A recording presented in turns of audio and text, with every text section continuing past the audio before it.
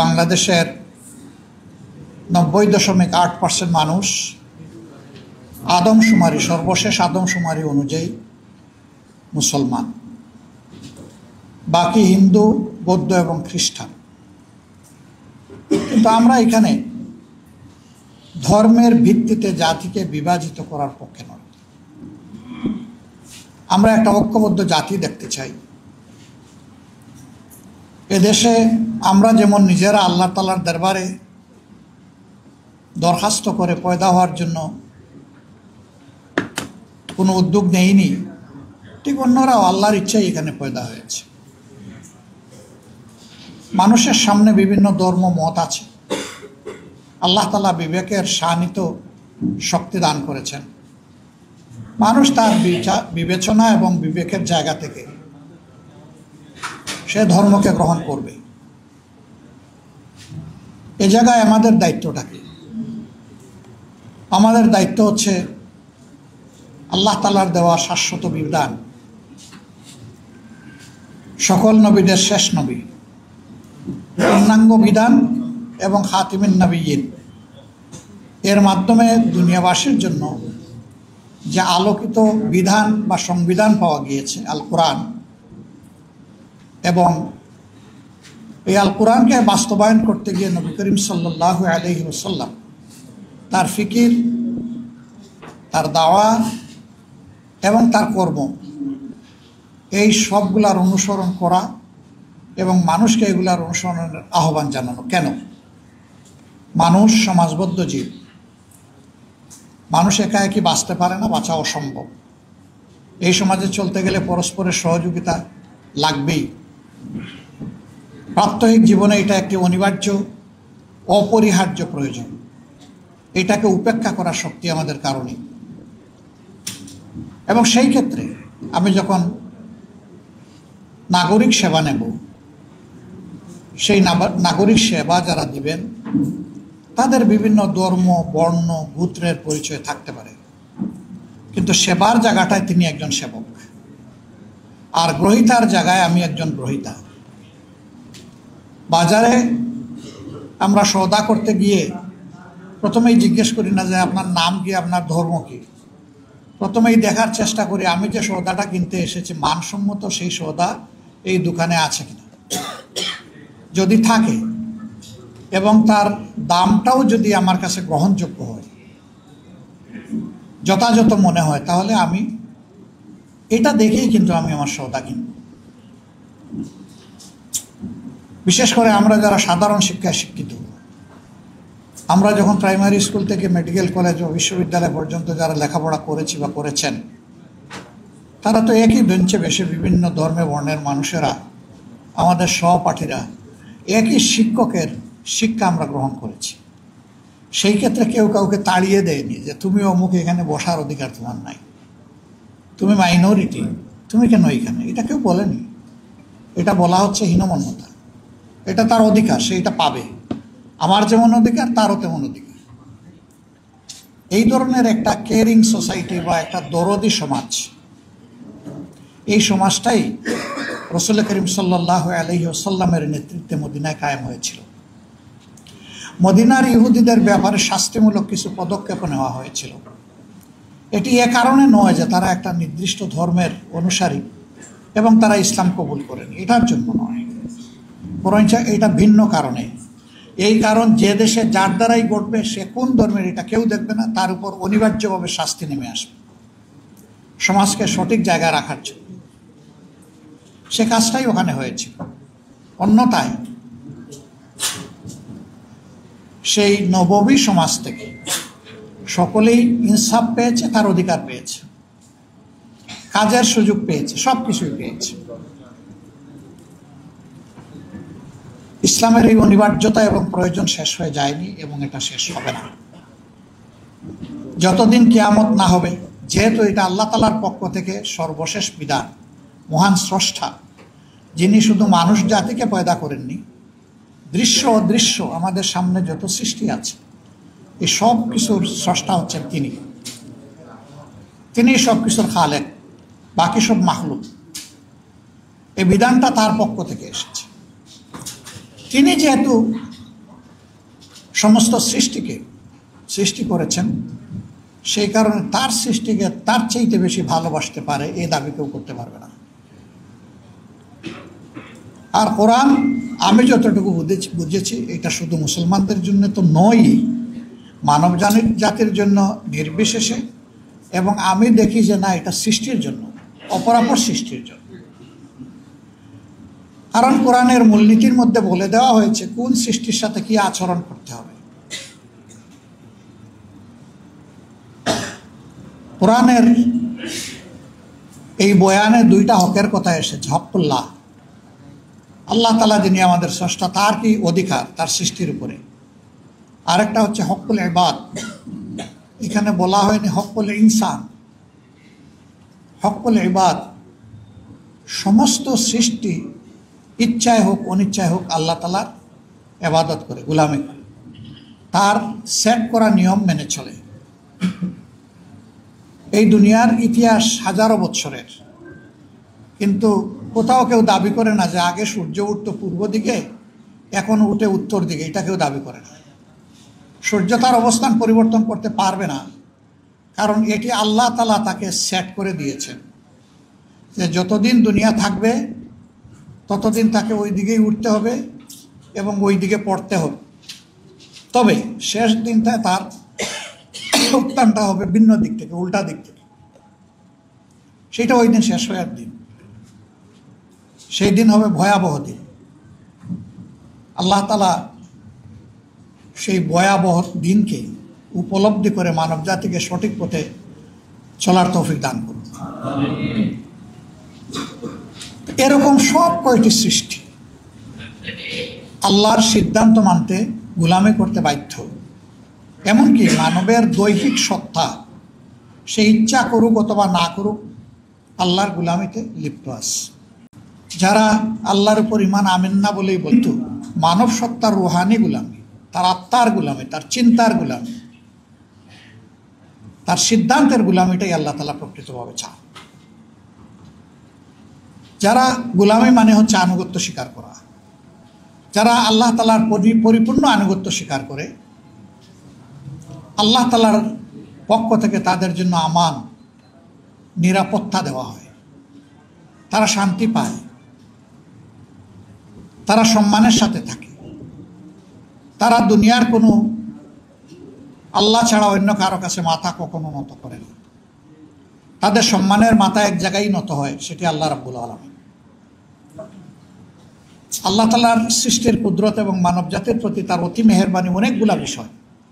এর মাঝে একটা বিষয় যদি শুধু আমরা চিন্তা করি, আমাদের সামনে দৃশ্যমান যত প্রাণী জগৎ আছে, উদ্ভিদ জগৎ আছে, তাদের দিকে যদি তাকাই, আমরা দেখব যে সবাই মাথা নোয়ানো অবস্থায় আছে। কেউ রুকুর হালতে, কেউ সিজদার হালতে, কেউ বুকের উপর ভর দিয়ে চলে, আবার কেউ কোমর বাঁকিয়ে রুকুর হালতে চলে। এমনকি গাছপালা, তার মাথাও দেখবেন, ডালগুলোও দেখবেন নিচের দিকে ঝুঁকে যায়।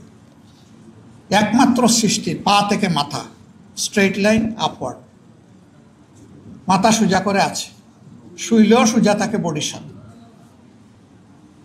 আল্লাহ তাআলা এইভাবে সকল সৃষ্টির কাছে সে যাতে উন্নতম মসির থাকতে পারে সেরকম করেই পয়দা করেছেন, কিন্তু শর্ত একটা দিয়েছেন যে ওই মাথা শুধু আমার কাছে নোয়াইতে হবে, আল্লাহ তাআলার কাছে নোয়াইতে হবে। এই মাথা নোয়ানোর মানে হচ্ছে আল্লাহ তাআলার দরবারে বিনয়ী হওয়া, তার আনুগত্য প্রাণ ভরে মেনে নেওয়া। আল্লাহ তাআলা বিনয়কে বড় পছন্দ করেন।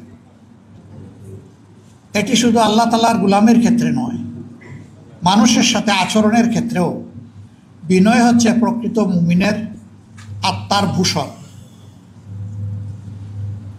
যে মানুষ যত বিনয়ী হয়, আল্লাহ তাআলা মানুষের মনে তার প্রতি তত বেশি ভালোবাসা পয়দা করে দেন। কিন্তু যে মানুষ বিনয়ী হতে পারে না, সে মানুষের সামনে এসে অন্যরা যতই তাকে সম্মান প্রদর্শন করুক, আড়ালে আবদালে তাকে সম্মান করে না, বলে যে এই লোকটা অহংকারী, দাম্ভিক, উদ্ধত।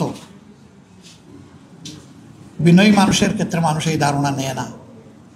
মানুষ বলে ইনি মাটির মানুষ। মাটির মানুষ মানে কি? মাটির মানুষ মানে হচ্ছে যে এই যে মাটির উপর দিয়ে হাজার হাজার বৎসর ধরে সমস্ত প্রাণী চলে, যন্ত্রযান চলে, পানি গড়িয়ে যায়, সাপ বিচ্ছুও চলে, মাটি কোনোদিন বিদ্রোহ করে না, সব কিছুর বার নীরবে বহন করে চলছে।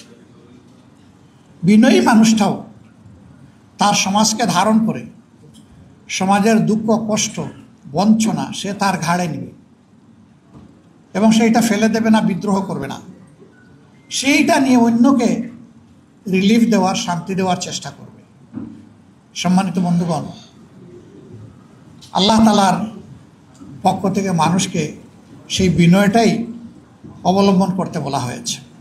ইবাদুর রহমানিল্লাযীনা ইয়ামশুনা আলাল আরদি হাওনা ওয়া ইযা খাতাবাহুমুল জাহিলুনা ক্বালু সালামা।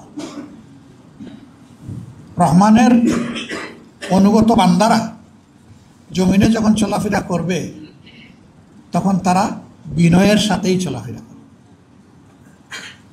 তবে জীবন চলার পথে বিভিন্ন জায়গায় বিভিন্ন চ্যালেঞ্জ আসবে। কিছু মানুষ তার বিনয়ের পথটাকে রুদ্ধ করে দিতে চাইবে, তার সরল এবং সত্য পথের উপর চলাকে বন্ধ করে দিতে চাইবে, তাকে বিভিন্ন প্রশ্নমানে জর্জরিত করবে, কুতর্কে জড়াবে, তার উপর মিথ্যা অপবাদ আরোপ করবে।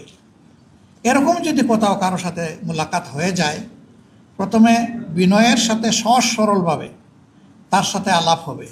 যদি মনে হয় যে সে তো হার মানার লোক না, সে যে কোনো মূল্যে সত্য মিথ্যা হোক সে জিততে আসছে, এই ক্ষেত্রে আল্লাহ তাআলা সমাধান দিয়ে, ঔষধ দিয়ে বলছেন, এখানে ঔষধ হলো সালামা, ওর শান্তি কামনা করে এখান থেকে চলে যাওয়া, আল্লাহর দেওয়া মূল্যবান সময়কে নষ্ট না করা। ওলামা হজরত, আপনারা চলতে গিয়ে দেখবেন চলাফেরায় যে দিনের ব্যাপারে অনেকেই সেই রকম চ্যালেঞ্জ ছুড়ে দেবে। এই ক্ষেত্রে আল্লাহ তাআলা বলেন নাই যে চ্যালেঞ্জের মোকাবিলায় তুমি আর একটা শক্ত পাল্টা চ্যালেঞ্জ ছুড়ে দাও। বলেছেন এই ক্ষেত্রে আপনি চলে যান, তার জন্য শান্তি এবং কল্যাণ কামনা করুন। হতে পারে আপনার দোয়া তার জন্য বরকতের কারণ হয়ে যাবে, আল্লাহর দরবারে কবুল হয়ে যাবে, সে সত্যকে উপলব্ধি করার জন্য তার দিলের জানালা খুলে যাবে এবং এরপরে হয়তো ওরকম তর্কে সে আপনার সাথে আর জড়াবেই না। আবার যদি তার ভাগ্যে সেই রকম হিদায়া না থাকে, তাহলে আপনি দিনের পর দিন তার সাথে সময় দিতে পারেন, কিন্তু আপনি জোর করে তাকে হেদায়েত দেওয়ার মালিক আপনি নন। হেদায়েতের এই চাবি আল্লাহ তাআলার হাতে। এই জায়গায় অসহিষ্ণু হওয়ার আমাদের কোনো সুযোগ নেই। যখন কোনো জাতি সংকটে পড়ে, তখন সেই জাতিকে, ওই জাতির আলেম বা শিক্ষিত লোকদের দায়িত্ব হচ্ছে তারা পথ দেখাবেন, তারা হবেন জাতির রাহবার। বাংলাদেশ এবং জাতি স্বাধীনতার পরে এক এক করে ৫৪টি বছর পার করেছে। প্রথম স্বাধীনতা যদি আমরা চিন্তা করি ৪৭ সালের, তাহলে এটাকে যোগ করলে হয়ে যাবে ৮৪ বা ৮৫ বছরের কাছাকাছি। এরকম সময় অতিক্রম করার পরেও ৮৪ বছর হবে। আমাদের সমাজে একটা মানবিক সমাজ, একটা দায়িত্বশীল সমাজ হিসাবে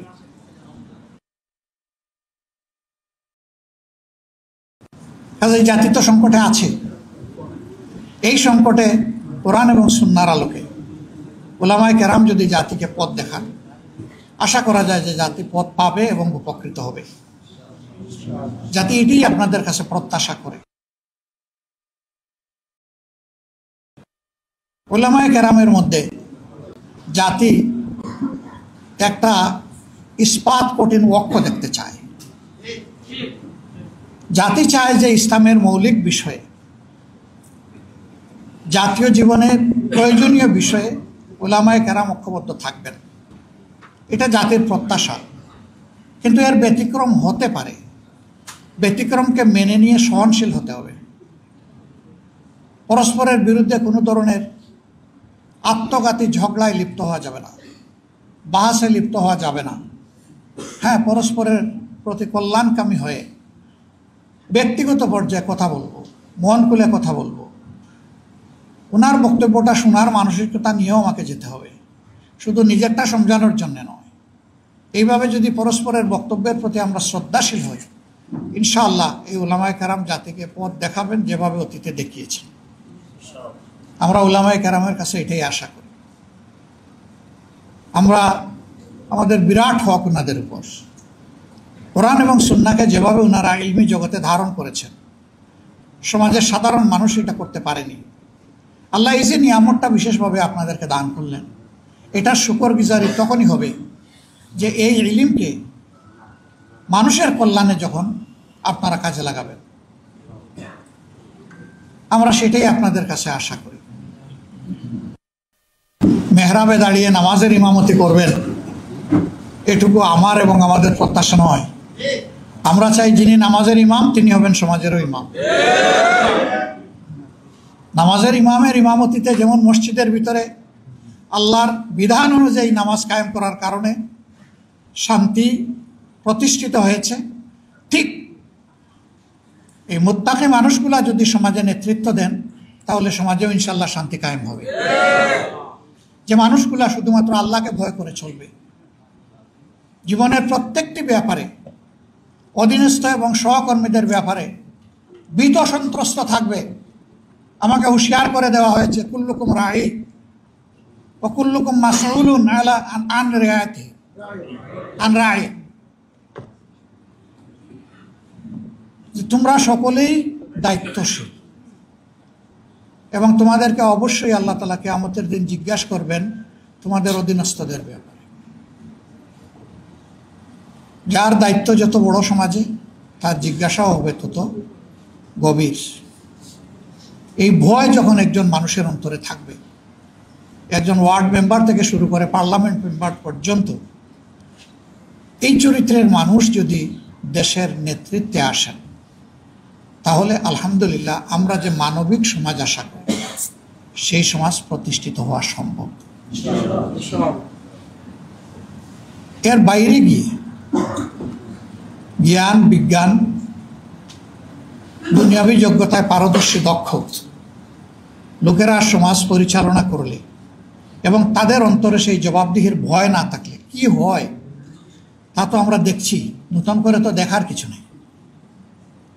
আমার বলতে কোনো দ্বিধা নেই, শিক্ষিত সমাজের সকলে নয়, কিন্তু শিক্ষিত সমাজের একটা অংশের মানুষ যে ক্ষতি জাতির করে, সারা সাধারণ দেশবাসী কোটি কোটি মিলেও সেই ক্ষতি জাতির করতে পারে না, এই যোগ্যতা তাদের নাই। কলমের খুঁচায় একজন মানুষের জাতির কিসমত যেভাবে ধসে পড়ে, 1 কোটি মানুষ একত্রিত হয়েও সেই ক্ষতিটা করতে পারবে না। এই ক্ষেত্রেও উলামায়ে কেরামের বিশেষ দায়িত্ব রয়েছে জাতিকে জাগ্রত করা, সতর্ক করা। আপনারা সেই খেদমত আঞ্জাম দিবেন আমরা আপনাদের কাছে আশা করি। কোরআনের আলোকে কোরআনের গল্পই মানুষের জন্য যথেষ্ট। এখানে আহসানুল কাসাস আছে, সুন্দর সুন্দর জীবন ঘনিষ্ঠ গল্প আছে। এই গল্পগুলো মানব জাতির জন্য আল্লাহর পক্ষ থেকে নিয়ামত হিসাবে উপহার, যে এইরকমই অতীতে মানুষগুলোর সাথে আল্লাহ তাআলা হয় তার রহমত বর্ষণ করে সাহায্য করেছেন, অথবা তাদের দুর্বৃত্তপনার কারণে আল্লাহ তাআলা তাদেরকে শায়েস্তা করেছেন। এটি যথেষ্ট, এর বাইরে আর কোনো গল্প আমাদের আনার প্রয়োজন নেই। এটি যথেষ্ট। সারা জিন্দেগি এই গল্পগুলো বললেও গল্পের যে হাকিকত এটা আমরা শেষ করতে পারবো না উপলব্ধি করে। এটা একটা কন্টিনিউয়াস প্রসেস। আল্লাহ তাআলা আমাদেরকে তৌফিক দান করুন। সাংবাদিক বন্ধুরা কষ্ট করে এসেছেন সকালবেলা, সাধারণত সারা রাত তারা কাজ করে আর সকাল 11:30 পর্যন্ত তারা বিশ্রাম নেন। আজকে তাদের বিশ্রামের সময়টা আমরা কেড়ে নিয়েছি। আমরা আপনাদেরকে বিশেষভাবে ধন্যবাদ জানাই এবং কৃতজ্ঞতা জানাই। এই জাতি গঠনে আপনাদের হাতিয়ারটা বড় শক্তিশালী হাতিয়ার। জাতির মানুষ গঠনের সিদ্ধান্ত গ্রহণে আপনাদের দিগদর্শন অতি প্রয়োজন। এই জন্য আপনাদেরকে বলা হয় জাতির বিবেক, অর্থাৎ নিজের প্রজ্ঞা দিয়ে জাতিকে চাবুক মেরে আপনারা বিবেক জাগিয়ে দেবেন। এটি আপনাদের কাছে আমরা প্রত্যাশা করি। মিডিয়াকে বলা হয় জাতির দর্পণ, সমাজের নিখুঁত চিত্র ভালো মন্দের, যার যেটা পাওনা কালো অথবা সাদা সেইটা আপনারা তুলে আনবেন, এটা আমাদের প্রত্যাশা। আল্লাহ রাব্বুল আলামিন সমাজের সকল শ্রেণী পেশাকে একত্রিত হয়ে একটি ঐক্যবদ্ধ জাতি হিসাবে সামনের দিকে শান্তি এবং কল্যাণের দিকে একটা মানবিক সমাজ বিনির্মাণে আমাদেরকে এগিয়ে যাওয়ার তৌফিক দান করুন। আসসালামু আলাইকুম ওয়া রাহমাতুল্লাহি ওয়া বারাকাতুহু।